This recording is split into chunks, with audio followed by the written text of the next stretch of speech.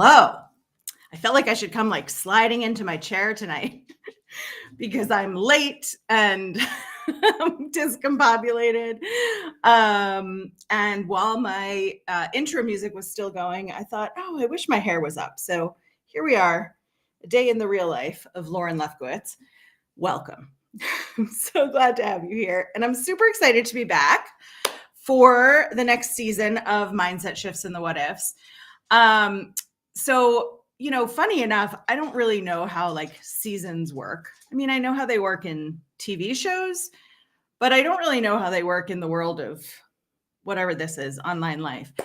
And so I have a podcast with my podcast partner, John Spears, who's also an executive coach and a corporate executive. And if you want to check it out, it's called I Could Talk to You All Day. It's amazing. We have a whole slew of episodes and we were publishing twice a month, and we didn't know when to take a break. So we did a first season for a year and a half. And that's where I felt like I was going with Mindset Shifts and the What Ifs. And so I had 32 episodes of this show weekly last year, decided to take a little breather at the end of the year. And took January off, and it's been nice and refreshing. And now here we are starting season 2. So if you've never been here before, welcome. If you're watching on Facebook or LinkedIn or YouTube, come say hi in the chat and I'll say hi back. If you've never been here before, this is a show about how our brains trick us into thinking that things are going to go badly. And so we plan things and then we say, oh, what if this happens? What if that happens? What if that happens? And we create sort of like doomsday in our brains about what could be, what might happen. And I'm actually not going to spin the wheel tonight, which is what I normally do. I normally spin the wheel. It chooses a topic for us. And then I talk about that topic. And I've got like 20 or so topics at a time on there. But today I want to talk about chaos, I guess is the topic. And sort of, the way that we as humans and me as human, the way that I strive for perfection and looking like I've got it all together all the time, which like, of course I do. I never get anything wrong or nothing goes sideways with me. But this week has been like just a lesson in the chaos of the world around me, not taking me down. And so I just want to tell you a couple of stories. And if you've got questions or comments, again, come say hi in the chat. I'm paying attention to that. And if Restream is working the way that I need Restream to work, your comments will come through. If not, I'll reply to them after the live. But this week has been just a practice in saying like, okay, that happened. Now what? Instead of sort of catastrophizing and thinking that all is ruined. So a couple of things have happened this week. One is that I use MailerLite for my emails and newsletters. And MailerLite had a malfunction this week, and my emails got marked as spam, and in some cases malware. They assure me they've fixed it. But if you are on my subscriber list, I have not been hacked. You have not been hacked as a result of me not being hacked. And my emails should be back to normal in the next day or two. But they did some upgrades and this big transition. And they gave us very detailed instructions on how to move from old MailerLite to new MailerLite. And my amazing creative operations partner just like killed it, getting all of the pieces in order, testing and testing again and testing again. And we sent out our first email on Sunday. And in my own email box, I got an email from Google saying that the email from me to me was malware and shouldn't be trusted. So they assure us they fixed it. We're going to test for a couple of days and then we'll be back to it. But old me would have wanted to contact everyone else on my mail list, on my email list, like one by one, and tell them that I was not doing anything malicious. This was a mistake on somebody else's part, and that I was sorry, and sort of falling on my sword to try to fix it. And right before this happened, the day before this happened, I was in my home here, and I was just sort of straightening up and I've been trying to optimize how I sit and how I'm in the camera and where the camera is. And for a long time, my camera was attached. Hey, Ashwin, nice to see you. Thanks for joining. So I was resituating my camera. I have it mounted on a stand now so that when I'm typing, my camera doesn't shake. And I have been trying to, you may have seen my wall here behind me that I had done last year. It used to be picture frames, and then I took the picture frames down to put up this stuff, which is not a virtual background. And then I got concerned that I wasn't going to get it all centered right. So I hired a handyman to help me, and that took a little while. So for a while, I just had like holes in the wall behind me, and was, looked like I'd been abducted and put in someone's basement, which was not the case. So finally this wall goes up, and I hired someone because my perfectionism said, I won't get everything exactly centered. There's no way that I'm going to get these shelves. If you see, I have these shelves above me. I've got shelves to the right and left of me, which are a little bit harder to see. I can't get those in frame, but I wanted it to be perfect. I wanted it to be centered. I wanted to know that no matter what, everything was in the right place, and that if it wasn't in exactly the right place, it was not my doing or my failing, right? Now I'm trying to perfect my camera, so I'm a little bit all over the place. Anyway, so I had this handyman do it, who I had worked with before and who does very meticulous work. Every hexagon is squared off. It's all level, equally distant. Honestly, like perfect. Except I could not get myself centered as I am now. I could not get myself centered in the camera. I kept being like here.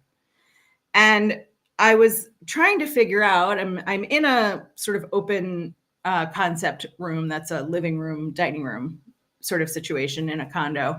And the dining room turned into my office when the pandemic started, and here we are. And so eventually I replaced my dining room table with a desk. I have like a giant area rug, and then I have a smaller area rug to sort of disseminate, that's not the right word, distinguish, where the desk is, and then the desk. So this weekend, as I'm rearranging stuff and trying to make it feel better, I cannot get myself centered, and I'm moving the camera around, I'm moving the desk around, and I finally pull out the measuring tape, and I discover that when my handyman hung this, and hung it like I said, meticulously, right? And it goes all across the wall. I'm zooming out so you can see. It goes all across the wall, from end to end, and even farther than what you can see. It's not centered.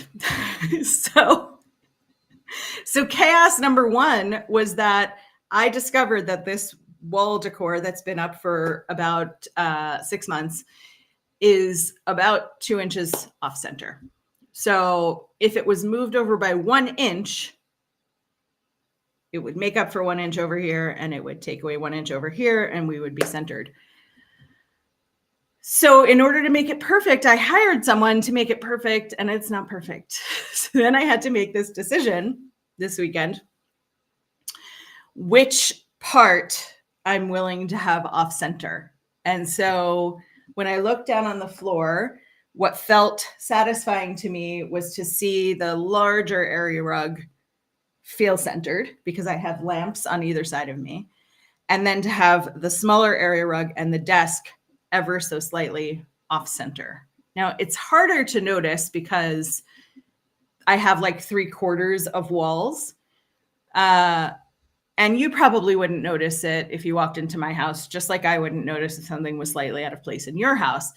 But the perfectionist in me would like to tear all of this down, repaint all of the walls, and have it redone. I'm not going to do that. Instead I am taking it as like a way to be light and imperfect and embrace this imperfection. And I will tell you this, and Ashwin, I see your comment, the wall is getting to me. Perfection is the root of a few evils. You know, what was getting to me was not knowing what the problem was, right? So that is, for me, the root of perfectionism is knowing why. And my MO used to be, if it didn't look or feel perfect, fix it. No matter how hard it was, no matter how long it took, fix it. And what I have learned to do for myself in my quest for joy and living in the imperfect is, what can I live with? What is going to make me happy? What's going to make me laugh? What's going to make me not feel like I'm, losing my mind by being off center?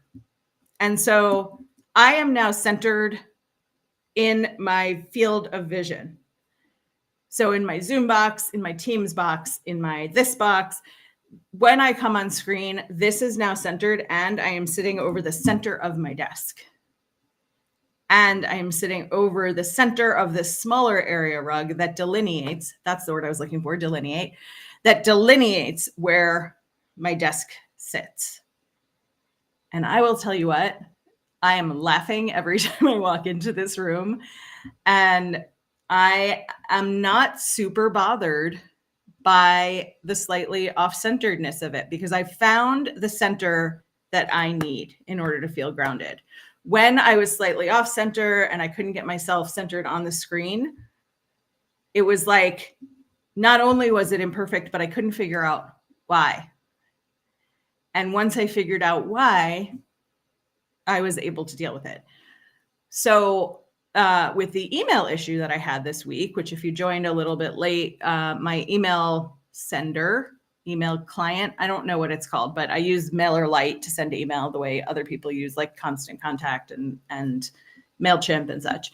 And they had a malfunction where all of the emails that I sent out got either put into spam boxes, or people got warnings in their inbox, including me in my own inbox, sent from me to me, that there was malware in my emails. So if you did get those emails, again, no malware, just an error in something MailerLite had to clear with Gmail that they've been working on, and we're testing to make sure that they fixed it. But so for me, something that I've learned about my tie to perfectionism, and man, do I love when things are perfect, but something that I've learned about my tie to perfectionism is that if there is chaos, I need to understand some piece of the chaos that brings me to a grounded place. That whether it's my doing or someone else's doing, whether it's permanent or it's something that I can come back and change, I need to know what's going on around me that is making the thing imperfect. Then I get to decide, how do I want to live with this? And in my old days of workaholism and constant people pleasing, I would have had to fix the whole thing. I would have had to send individual emails to all of my subscribers, which like is a lot of people to send emails to apologize to them that this happened and explain to them what it was. And I will send an email to all of my subscribers collectively when I'm sure that this is fixed. I would have pulled this whole wall down. I would have been furious that I hired somebody so that I wouldn't have to be responsible for not getting it straight. But to me, this is like a joke from the universe that my wall is off by 2 inches. And it's actually off by 1 inch, like it's 2 inches wider on one side and 2 inches less wide on the other. So in in theory, if I know my math, if I moved everything over an inch, it would be okay. But none of this is just like movable. Like these are screwed into the wall. These are adhesive. If I pull them down, I'm going to pull down paint. So this is just what it is. And it's making me laugh, which is all I can ask for, right? We've got to have some joy and some laughter in all of the things that happen to us. One of the things that really, really helped me with perfectionism was the book, The Gifts of Imperfection by Brené Brown. And everybody has different feelings about Brené Brown. I think we're all fanatically into her or not into her. And people typically are like not in the middle if they've heard of her and read any of her stuff. But hey, Bunny, welcome. I'm glad you're here. But my relationship with perfectionism was basically like, I'm ruined if it's not perfect. And the book, The Gifts of Imperfection, really helped me explore not just where that comes from. And if you don't know Brené Brown, she is a sociologist who studies shame and vulnerability. And perfectionism comes from this worry that we're going to be ashamed, that if we get vulnerable about needing help, there's going to be shame in that. If we make a mistake, there's going to be shame in that. And so we aim for perfection. And that book is like my little version of a Bible. There's no current Bible that I subscribe to from a religious perspective, but The Gifts of Imperfection really sort of comes at you and asks you, like, what is this all for? Like, what is the purpose of the perfection? And what I have learned is that the purpose of the perfection is this like overreaction to holding myself accountable for being good and offering quality and being enough and building credibility.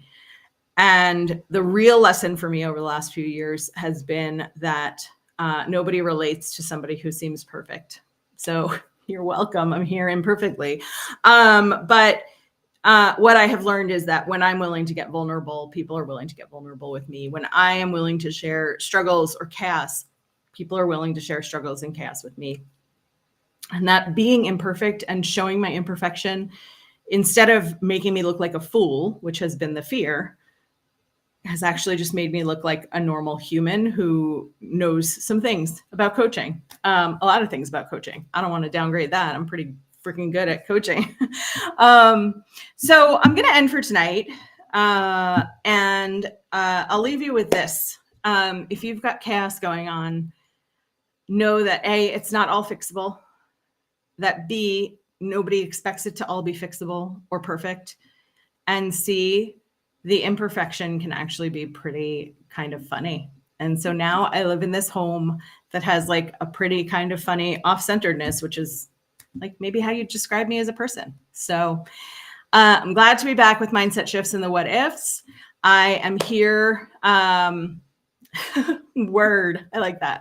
I am here every Tuesday at 7:05 p.m. Eastern with Mindset Shifts and the What Ifs. And I'll be popping in occasionally unannounced to just say hello and talk about different topics. If there's a topic you want to hear about, please feel free to let me know. Send me a DM, comment, and let me know what you want to hear about.